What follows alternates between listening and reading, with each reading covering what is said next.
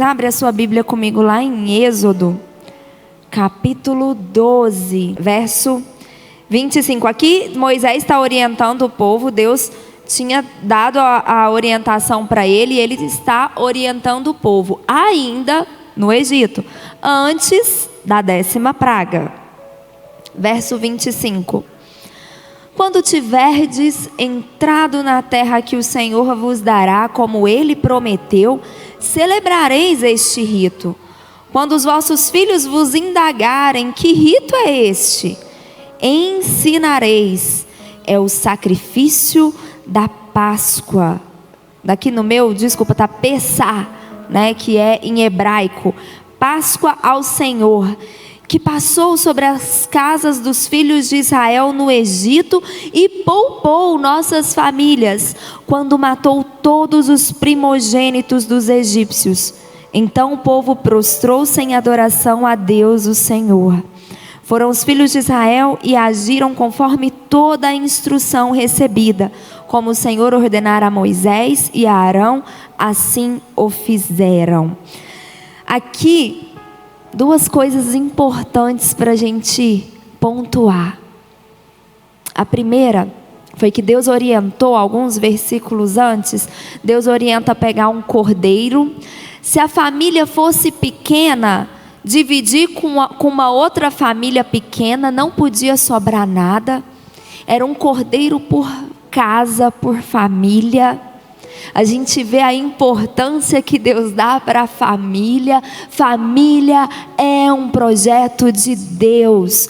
Nós precisamos cuidar da nossa família. Nós precisamos ter comunhão com a nossa família. Nós precisamos, aí eu já vou para o próximo ponto, ensinar na nossa família.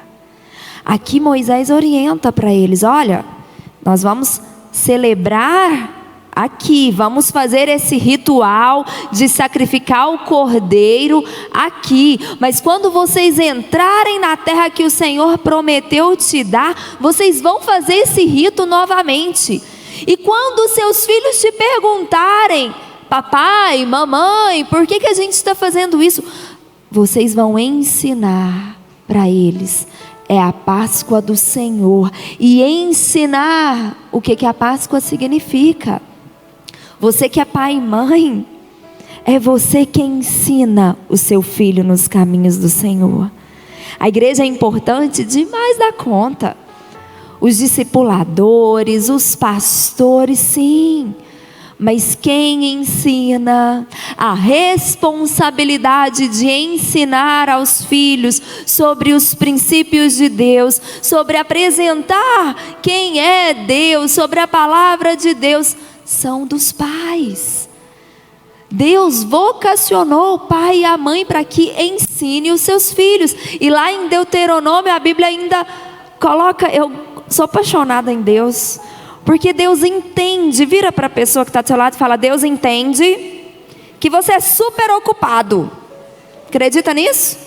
Deus entende. E lá em Deuteronômio ele fala assim: olha, você vai ensinar para os seus filhos, é de manhã, é de noite, é sentado à mesa, na hora que está correndo, comendo ali para sair de manhã, ou na hora do intervalo do almoço, é andando pelo caminho, é na hora que você está indo levar menino para a escola, está indo buscar, levar, entendeu? Deus sabe que você é super ocupado.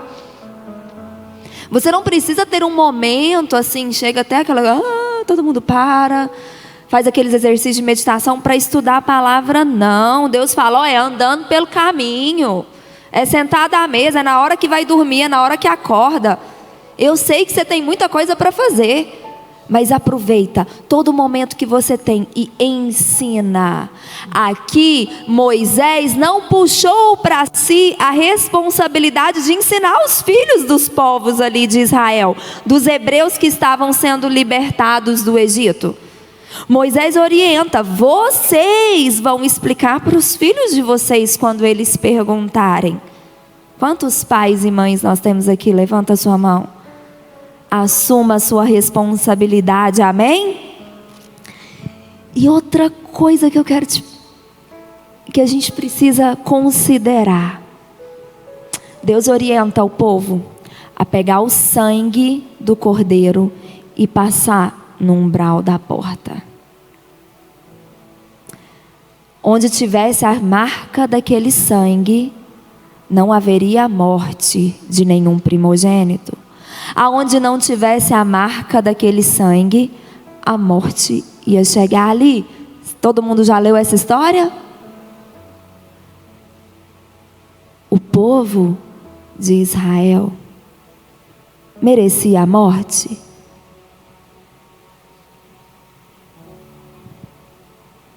Os hebreus mereciam serem visitados pela morte naquele dia, naquela noite, naquela madrugada?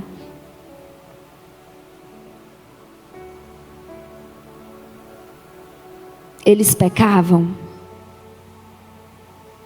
A Bíblia diz que o salário do pecado é a morte. O que impediu aquelas famílias de experimentarem a dor, a amargura de ter o seu primogênito morto naquela madrugada, foi a marca do sangue. Foi o sangue do cordeiro que foi derramado e foi passado no umbral das portas. Eu e você somos merecedores de morte. Mas a gente se esforça tanto. A palavra de Deus diz que é como trapo de imundícia. O nosso esforço, por mais que a gente se esforce, eu não vou falar de hoje não. Quem pecou ontem?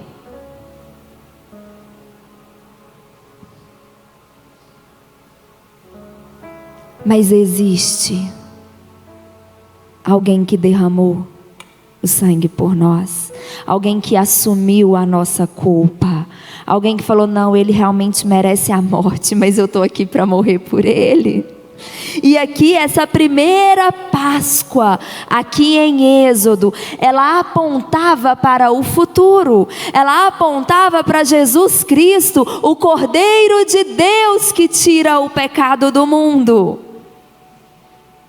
Cordeiro sem mancha, sem mácula, sem pecado algum, sem merecer nenhum sofrimento, sofreu no nosso lugar. Foram os nossos pecados, o meu e o seu, que cravou Jesus naquela cruz, que fez ser necessário ter aquele sangue derramado. De tal forma que hoje, quando a gente chega, como diz Hebreus, na sala do trono, e Hebreus diz que por causa de Jesus nós podemos entrar na sala do trono com confiança. Quando nós entramos ali, porque Deus ele é justo. Deus ele é justo. Ele não é injusto. Mas quando ele olha para nós, ele não vê o nosso pecado. Embora a gente cometa pecado, ele vê o sangue do Cordeiro. Tá pago. Tá pago. Jesus foi a última Páscoa. Hoje a gente não precisa mais sacrificar um cordeiro. Jesus foi o último cordeiro que precisava ser sacrificado. E aí ele faz uma menção às profecias. É o passado se cumprindo, as profecias passadas se cumprindo ali na vida de Jesus. E nós celebramos isso e é tão lindo, né? Porque foi a última Páscoa. Vocês lembram que deu início ali a ceia, né, do Senhor? Jesus se reúne, manda os seus discípulos organizarem, porque ele ia ceiar a Páscoa com seus discípulos. E ali ele faz a ceia, né, a última ceia com seus discípulos. Ele parte o pão e fala, esse é o meu corpo que é dado por amor de vós, por vocês. Pega o cálice de uva, esse é o meu sangue, derramado por vocês. Hoje a gente lembra com alegria, com gratidão no coração, porque nós temos esse acesso à sala do trono, nós temos a nossa vida eterna, nós temos a nossa dívida, a nossa conta paga, por causa do sangue do Cordeiro, que foi derramado ali na cruz por nós. E como que nós precisamos celebrar essa Páscoa? Eu quero pedir para você abrir comigo lá em Coríntios, 1 Coríntios, capítulo 5. 1 Coríntios capítulo 5, verso 7. Livrai-vos do fermento velho, a fim de que sejais massa nova e sem fermento, assim como certamente sois, porquanto Cristo, o nosso Cordeiro Pascual, foi sacrificado. Por isso celebremos a festa, não com fermento velho, nem com fermento maligno e da corrupção, mas com os pães sem fermento, da sinceridade e da verdade. A Páscoa é celebrada até hoje pelos judeus, tem a festa dos pães asmos, são pães sem fermento.